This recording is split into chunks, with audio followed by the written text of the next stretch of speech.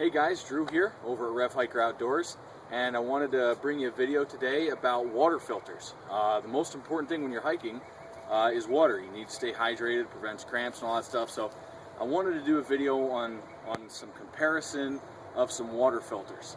And I'll maybe do a little demonstration of them and just talk about the pros and cons. Now, I've had some of these for a while, but I've held off on doing a video because I haven't had a chance to really test them in the field and see the pros and cons. So anyway, I just want to put together a list of 3 fairly popular water filter systems for ultralight. Okay, there's plenty that are heavier, and then you can use tablets and all that stuff, but let's be real, tablets kind of suck. You have to wait like 35 minutes and then it tastes like crap. So I'm not interested in talking about tablets.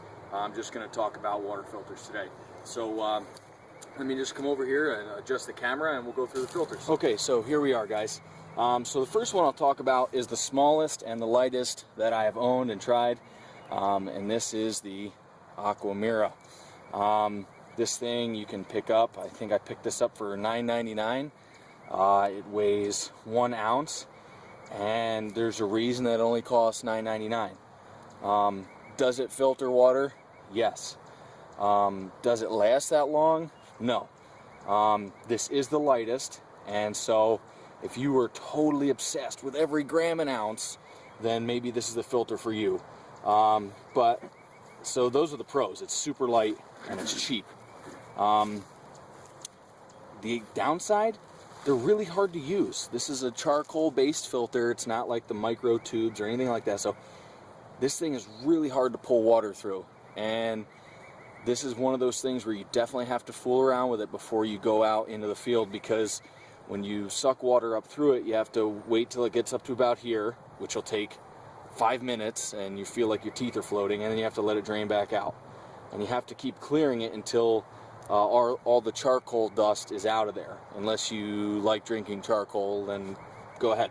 But anyway, this thing is super light. Straw doesn't stay in that well. I think you can see here, I've put some like scotch tape on there to hold it in temporarily. It's a pain to get in. It doesn't stay that great. And these things are only good for, I believe, 20 gallons or so. So the longevity is definitely not there. Do they work? Yes. Do they filter stuff out? Yeah, they do a good job and all that stuff, but you know, kind of something that I wished I hadn't bought in all reality. So that's the first one. This is the cheapest.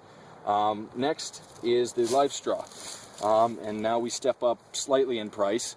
I got this for about 20 bucks, 19 bucks, 19.99, something like that, at a local place. Possibly get them cheaper online. I don't know. I try to buy at brick and mortar stores, but anyway, there's a couple good things about this and a couple not so good things.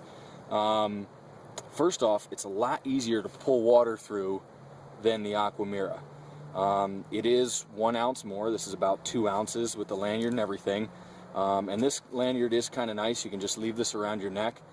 Here's the problem with this though. And I used it, and water comes up much easier, and all that stuff, but you can't really fill a bottle with it.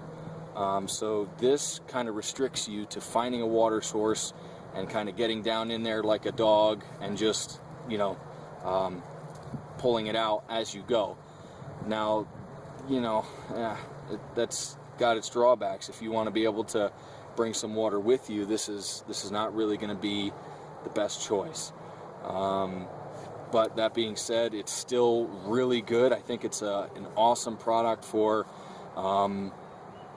you know, something like a bug out bag, or when you're going hunting, or you know, as an emergency thing. I think it's awesome. And can it actually be used for hiking? Yeah, absolutely.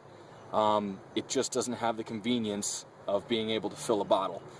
So that brings me to my last product that I'm going to talk about today, and this is something that several of my subscribers yelled at me and told me to go out and get and try, and so I listened to them, and I finally went out and got it, and I've had it for some time now, but I've wanted to give it a proper test. I don't like to just unbox things and give you a review on it because I think it's stupid.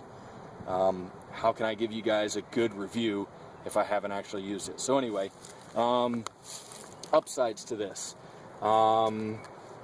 It works awesome. I mean, you can, and it does way more gallons. Oh, let me go back to that. Lifestraw is good for about 264 gallons or 1,000 liters. This is the Sawyer Mini, the mini squeeze, and this is good for 100,000 gallons. If you step up to the bigger Sawyer, it's good for 1,000,000 gallons. And part of the reason is that you can take this, fill it with good stuff or just air, and blow it all out, clean it all out, and knock all the junk that gets clogged up in there. I love this thing so far. Downsides, I've never liked platypus type bottles or something like this. And if you're trying to fill this out of a stream or stagnant water, it's kind of a pain in the butt. Streams are easier, but if it's stagnant water, filling this is kind of a pain. You got to blow it up first, and I don't know. It works. It's just, I would prefer if it was like a hard bottle that I could use for my regular, I don't know. Anyway, it's got its purpose, and I like it. It's just sometimes it's hard to fill. That's the only downside on this. This is the heaviest of the three. So you got 1 ounce, 2 ounce, and about 3 ounces for this. Now, I said in another video that I probably wouldn't carry the syringe. And someone said, well, I think you really should, because they tend to get clogged up or whatever. I still stick with the fact that I will not carry this with me for a 3-day trip, because the amount of water that you can consume is not going to clog this up unless you are drawing out of mud puddles. But if you're just pulling out of lakes or streams or something like that, I really do not see a need to bring the cleaning plunger at all, and I will not be bringing the straw either. So that does cut the weight down to a minimum. Out of all of these systems, I think I like this the best. This is the one that I will be carrying, just for the simple fact that I can fill up my other bottles with it. I think it's good, especially in an area where you might not get to water for some time. So anyway, I'm planning this summer to do a large section of the Northville Placid Trail, and so, you know, I'm going to be doing a lot of videos when I go out there, and I'll tell you all about the gear, how it works, how it doesn't work.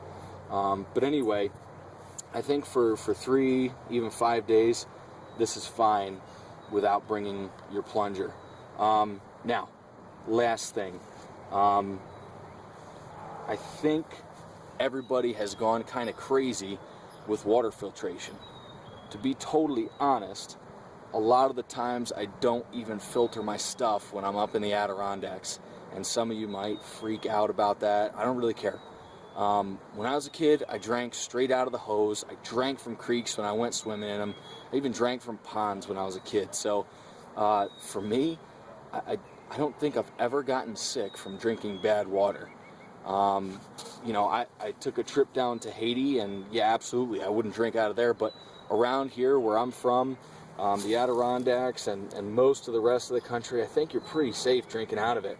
I mean, obviously, if you're going through some agricultural areas where, you know, the cows are going in there and there's all kinds of runoff from pesticides and stuff like that, I wouldn't recommend it, but I think the chance of getting Giardia or anything like that is just so low, and I think it's overhyped. So in all honesty, if you want to go super ultralight, don't even carry a filter.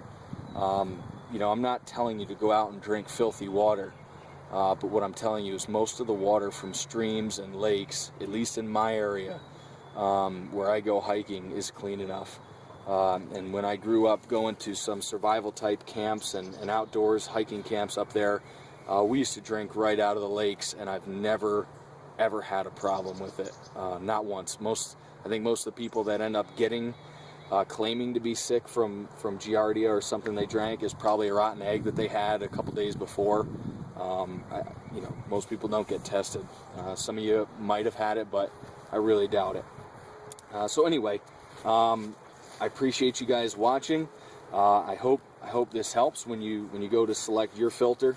And just remember, you don't have to go crazy buying something that's 90 bucks like the MSR Micro Works or Mini Works or anything like that. One of these will do, and in all truth, you probably don't even have to filter your water. Anyway, thanks for watching, guys. Don't forget to thumbs up and subscribe. Have a good one.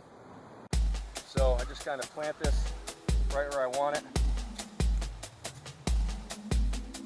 There we go.